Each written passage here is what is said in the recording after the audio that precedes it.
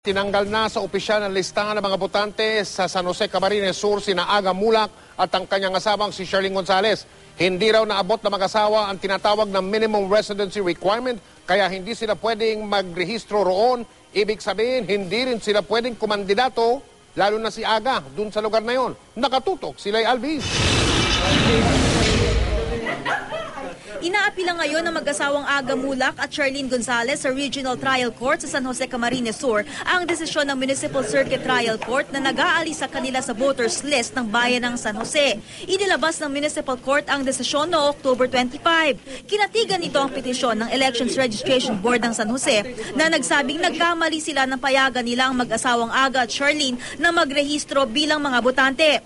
Bago nito, ilang residente rin ang kumestyon sa residency ng mag-asawa. Si Aga ang pambato ng Liberal Party sa pagkakongresista ng 4th District ng Camarines Sur, kalaban si Wimpy Pentebella.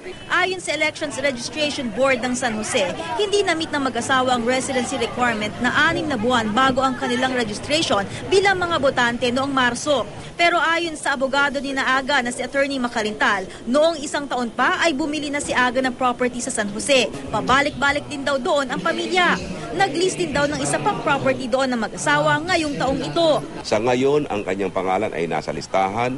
Sa ngayon, si Aga Mulak ay tuloy ang kandidatura. At sa ngayon, si Aga Mulak ay hindi disqualified. Kaya ay talagang naninirahan sa nasabing lugar at may intensyong doon manirahan at may intensyong doon manilbihan. Kinwestiyon din ni Macarintal ang sinabi ng Municipal Court na bilang pagtalima sa COMELEC rules, bilang mga bagong botante sa lugar, hindi dapat nag-register ang mag-asawang Aga at Sherlyn bago ang petsang May 12, 2012. Marso nag-register ang mag-asawa. Kapag ganyan ang magiging desisyon ng ating COMELEC o ng isang korte, delikado ang mga nagpa-register noong before May 12, 2012. Maaari silang madilist. At isa na rito ay ang dating Pangulong Erap.